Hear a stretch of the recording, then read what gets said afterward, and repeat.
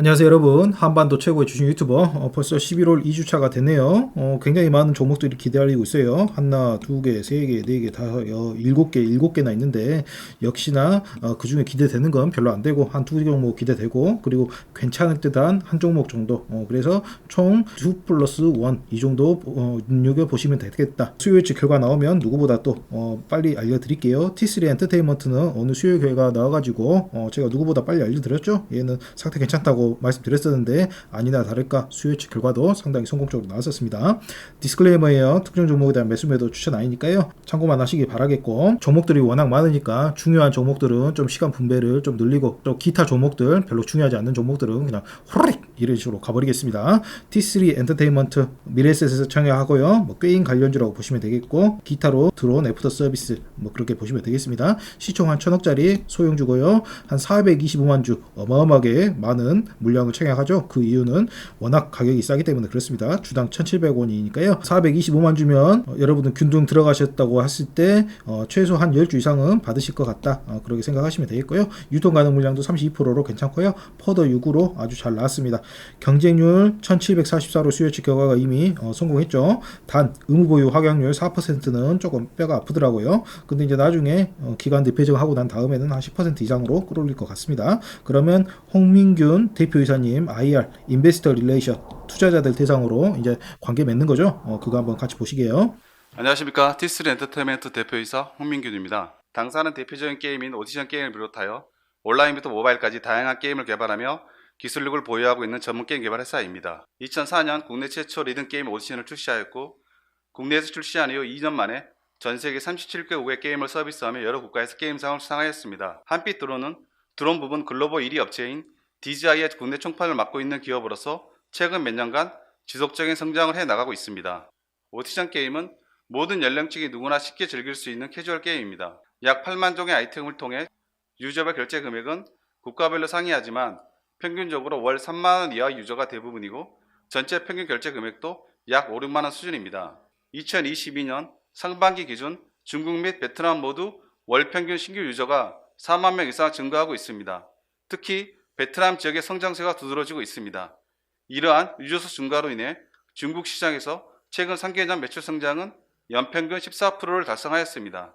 그리고 베트남에서는 이보다 더욱더 높은 100% 이상의 매출 성장세를 기록하고 있습니다. 올해는 보수적으로 200억 이상이 될 거라고 내부적으로 예상하고 있습니다.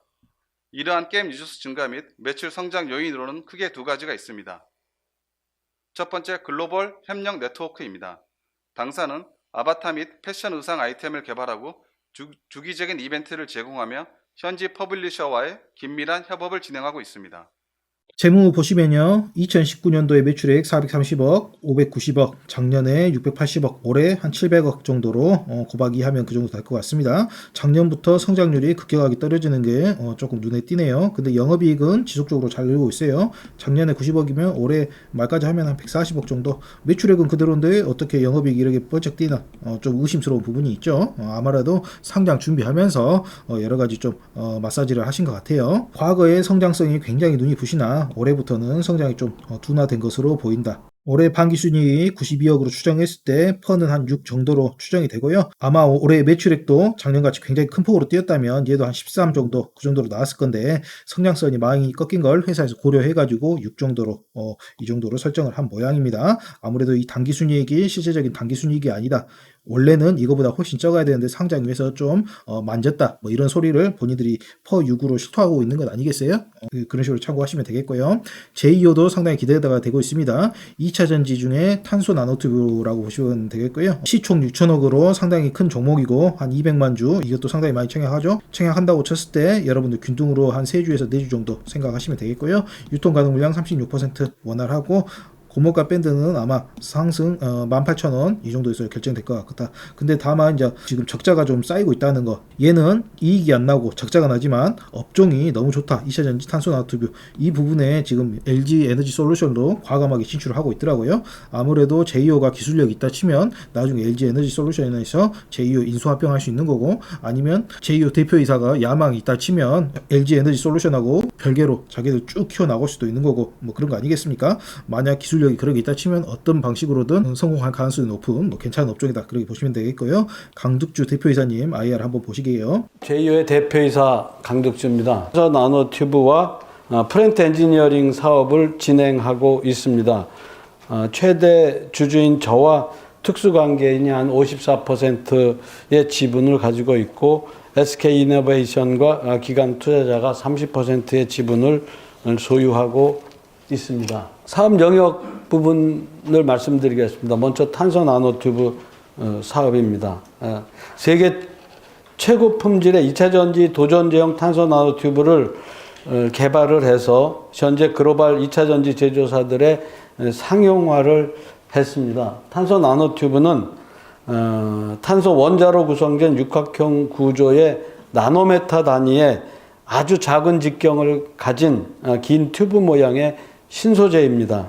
길이 직경 형상에 따라서 다양한 물리적 성질을 나타내고 강도가 높고 특히 전기적 성질과 열적 성질 전도도가 우수해서 또 산업 분야도 다양한 곳에서 연구가 되고 있고 활용이 되고 있습니다. 특히 2차 전지 도전제의 그 특성이 우수한 특성이 발견이 돼서 수요가 급증하고 있습니다. 도전제라고 하는 것은 전기 충전할 때 전기를 넣었다가 방전할 때 전기를 빼주는 도로와 같은 그런 역할을 하는 건데 기존에 사용하던 카본 블랙 소재는 그냥 뭐 비포장도로 이렇게 표현할 수 있을 것 같습니다. 탄소 나노튜브는 그 이름에서도 마찬가지로 나노 사이즈입니다. 보통 마이크로 사이즈의 1000분의 1 정도로 가느다라고 대롱 모양의 긴 마이크로 사이즈의 소재이기 때문에 이 소재를 쓰면은 전기를 넣을 때 배터리에서 뺄 때의 속도가 거의 고속도로에서 전기가 이동한다 이렇게 생각하시면 될 것 같습니다. 시장에서 요즘 느끼고 있는 것은 45%보다 훨씬 더 높은 레이트로 성장하고 있습니다. 회사의 주력 사업을 그동안의 엔지니어링 사업에서 탄소 나노튜브 사업으로 이제 확 바꿀 것입니다. 탄소 나노튜브 공급을 확대를 해서 탄소 나노튜브가 주력 사업이 될 것이고요.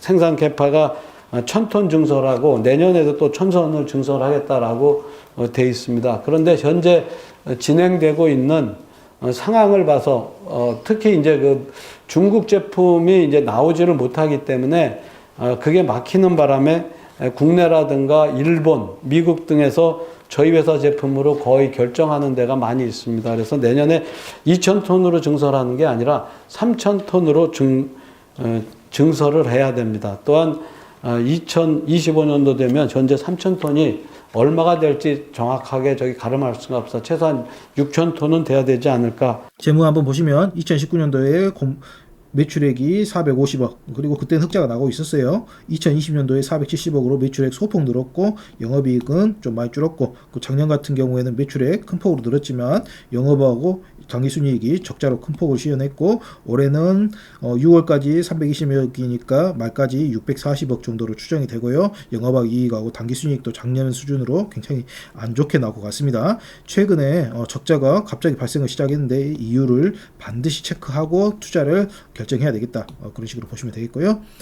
N젠도 얘는 좀 애매하지만 한번 기대해보는 게 어떨까 그런 분위기에서 한번 가져와 봤어요. 잉크젯 기술, 여러분 잉크젯 프린터 많이 쓰시잖아요. 그걸로 메인보드 같은 데다가 이제 전선을 출력하는 그 듣기만 해도 좀 괜찮을 것 같다 이런 느낌이 좀 들죠. 미래에셋 청약하고요. 시총은 한 1,500 정도, 52만 5천 주 정도, 보통 한 50만 주 청약하니까 청약 주수는 보통이라고 보시면 되겠고 유통 가능 물량 36% 무난하고요. 고모가 밴드는 마이셔에서 15,200원, 펀은 31. 상당히 좀 높게 나왔습니다. 변도영 대표이사님 IR 한번 같이 보실게요. 좋을지 안 좋을지 저는 판단이 안 서고요. 좀 중립 이 정도 수준이다. 그렇게 보시면 되겠고 이제 이 다음에 나오는 종목들은 그다지 기대가 되지 않는 종목들 그런 식으로 보시면 되겠습니다. 엔젯 주식회사 변도영 대표입니다. 저희 회사는 혁신적인 프린팅, 코팅 솔루션을 첨단 산업 공정에 적용하고자 노력하고 있는 벤처기업이 되겠습니다. CD 잉크젯 기술은 고정밀도, 고해상도, 고점도 프린팅이 가능한 혁신 기술로서 다양한 공정에 적용할 수 있다고 보겠습니다. 오른쪽 하단에 보시는 것처럼 프린티드 일렉트로닉스 공정이라고 하는 것은 기존의 반도체 공정과는 다르게 프린팅을 통해서 전자회로를 한 번에 다 완성하고자 하는 그런 비전을 가지고 연구개발되고 있는 영역이라고 할 수 있습니다. 저희의 성장이 지속될 수 있다라고 기대하고 있습니다. IPO 딜에 참여했던 구주 매입자들 그리고 어플라이드 머티리얼스 지분은 약 6.1% 정도입니다. 따라서 실질적으로 당일날 유통이 가능한 유통 가능 물량은 약 29% 정도 수준으로 보시면 될 것 같습니다. 네, 첫 번째 질문이 현재 EHD 장비 부품이 적용되고 있는 산업 중 가장 큰 산업은 무엇인가요?라는 질문인데요.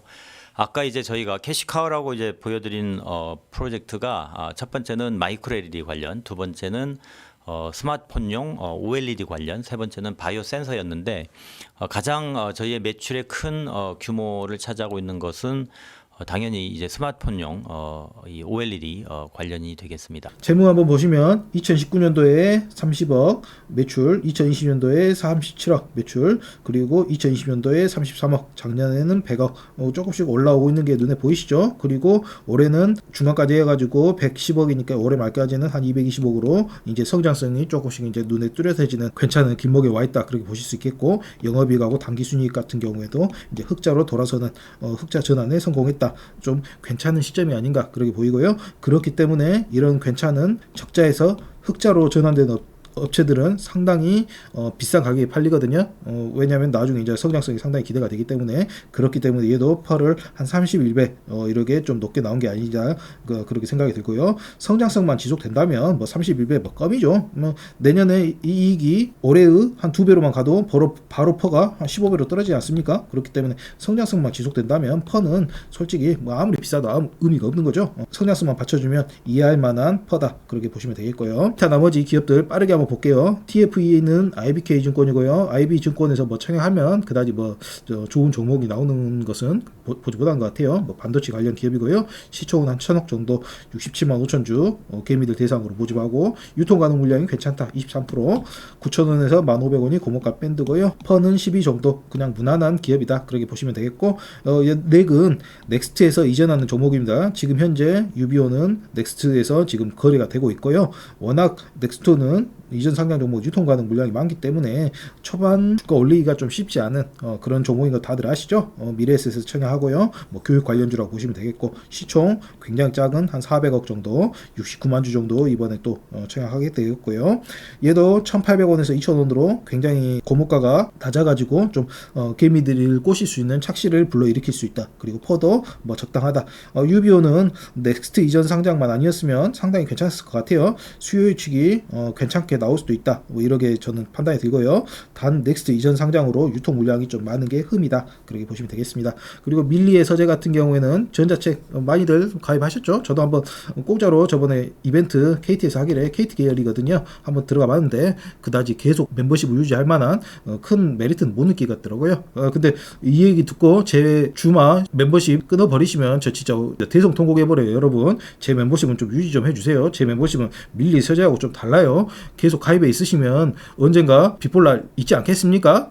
없을 수도 있지만, 시총 한 2천억 정도 되는 업체고요. 시총이 너무 높다 이런 얘기가 증권가에서 많이 나오고 있는가 봐요. 아무래도 KT에서도 얘로 좀 돈 벌어보려고 시총을 좀 높였다 이런 얘기도 있고요. 50만 주 정도고요. 유통 가능 물량은 35%, 고물가 밴드는 21,500원에서 25,000원, 펀은 10인데 KT에서 자기 통신사 이용하는 사람들 대상으로 얘 이벤트 엄청 해가지고 단기 순이익을 많이 끌어올려가지고 펄을 10 정도로 맞춰놨더라고요. 그렇기 때문에 KT 이벤트가 끝나면 얘도 단기 순이익이 팍 떨어질 가능성이 있지 않나. 그렇기 때문에 증권가에서 얘가 고평가됐다 그런 얘기가 좀 솔솔 흘러나오고 있더라고요. 그리고 인벤티지 랩이라고, 얘는 금요일 날부터 다음 주 월요일까지 청약을 진행해요. 금요일 하고 토요일 일요일은 한국투자증권도 직원들 굉장히 고임금 직원들인데 토요일 주말까지 일하라고 하고 하면 난리 나버리죠. 토요일 일요일을 쉬고 또 월요일 날 하고 굉장히 독특한 청약 일정이죠. 하여간에 뭐 바이오 업종이고 시총은 한 2,000억 정도, 그다지 크게 뭐 기대가 되진 않습니다. 합니다. 고목값 밴드는 19,000원에서 26,000원이고요. 적자니까 퍼도 당연히 마이너스로 보게 되겠고 얘는 크게 뭐 기대가 되지 않는다. 그렇게 보시면 되겠고요. 한반도 최고의 주식 유튜버 주마와 함께하는 주식엔처테크 멤버십 가입 꼭 좀 부탁드리고 가운데 구독 좀 눌러주시고 좋아요, 구독, 알람 설정까지 꼭 좀 부탁드리겠습니다. 사랑합니다. 주식 마사지맨이었습니다. 특히 멤버십 가입해주신 분들 너무나 사랑합니다. 사랑에 미치겠어요.